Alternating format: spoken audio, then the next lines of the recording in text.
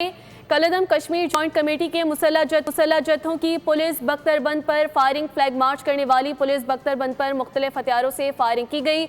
Police हुकाम का बयान भी इस हवाले से सामने आ गया है। मजीद क्या तफसीलात हैं इस पूरी सूरत हाल के मुतालिक, ये जानेंगे नुमाइंदा खुसूसी सलमान आवान से, जो कि हमें ज्वाइन कर चुके हैं। सलमान, बताइएगा।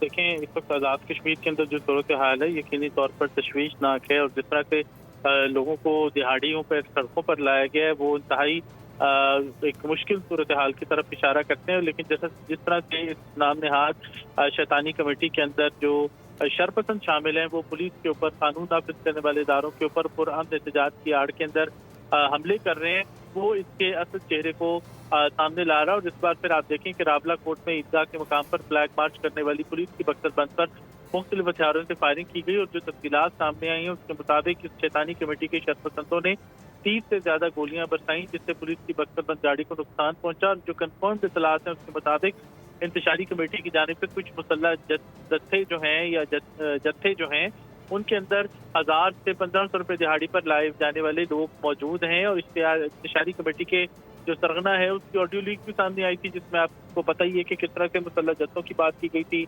बताया गया था कि किसके पास कितने कितने लोग हैं, किसके पास कितने कितने हथियार हैं, और इसी मुसल्लह जत्थों ने इसी तरह के हमले पहले किए, जिसमें TMH रावला कोट को निशाना बनाया। और इस वक्त अवामी हुकूक की आड़ के अंदर जिस तरह से इंतशार फैलाने की कोशिश की जा रही है वो पूरी दुनिया के सामने है, पूरे पाकिस्तान, पूरे कश्मीर के सामने, क्योंकि जलाओ, घेराओ और इंतशार ही इस कमेटी का असल एजेंडा है। क्योंकि अगर अवामी हुकूक की बात होती है, अवामी मुतालबात की बात होती है, तो वो मुतालबात तो कब के पूरे हो चुके हैं। जी, कलदम कश्मीर जॉइंट कमेटी के मुसल्लह जत्थों की पुलिस बख्तरबंद पर फायरिंग के मुतालिक आपने हमें अपडेट किया। सलमान, बहुत शुक्रिया।